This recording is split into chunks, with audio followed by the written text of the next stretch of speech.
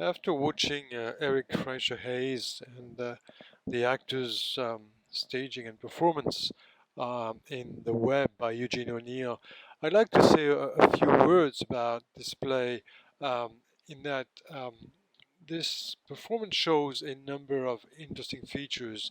And the first aspect I like to focus on is that The Web is, to me, an unsuccessful attempt of a playwright in the making.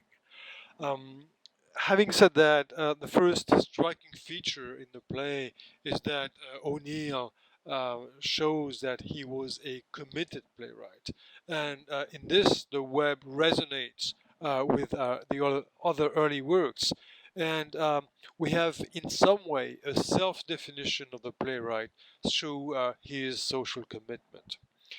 The other point is that the play is not merely about social matters, and fate, I would argue, is given pride of place in this early work.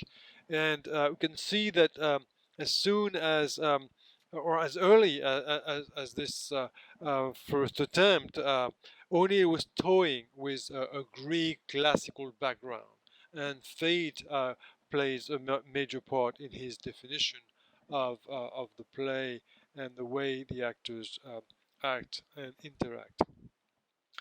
On the other hand, moving away from Greek classical drama, I guess we could also see the web as the clumsy attempt of a playwright to stage an unromantic view of life.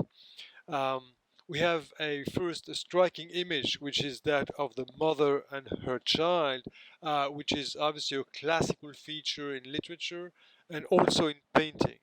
And for O'Neill, this meant introducing a baby on stage and showing the baby, which is, again, interesting to keep in mind if you read, for instance, Before Breakfast, in a play in which a one-act play, an early one-act play, in which the husband remains hidden. Here, O'Neill decides to stage a baby, and the question is, of course, O'Neill favors in that case a realistic approach. But the question is, do we believe in what we see? And what we see on stage is also not merely a mother and a child, but also a man who is both drunk and on drugs. And Rose says, "You've been hitting the pipe too." And it seems to me that the play calls for a realistic staging, but it might be interesting to give a kind of Mary Tyrone dimension to Steve's performance.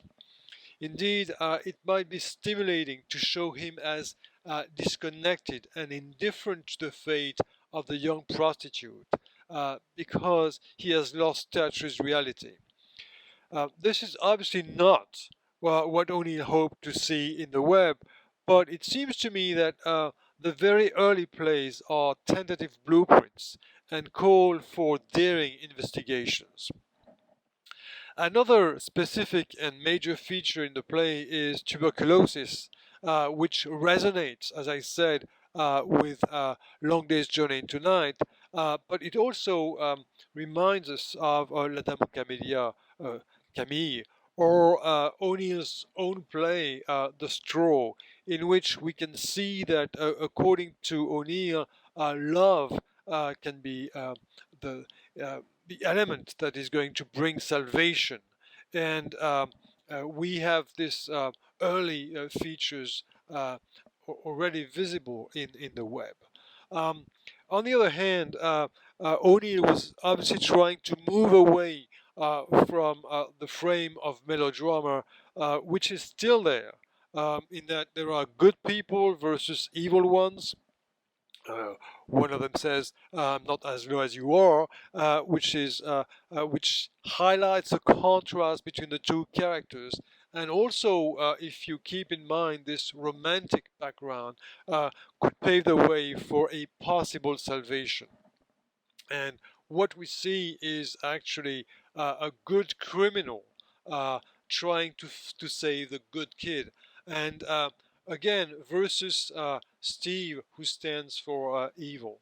And this is a reminder of Boucicault's Irish plays. And when Rose and Tim tell the stories of their lives, this paves the way for a happy ending with love as a miraculous cure.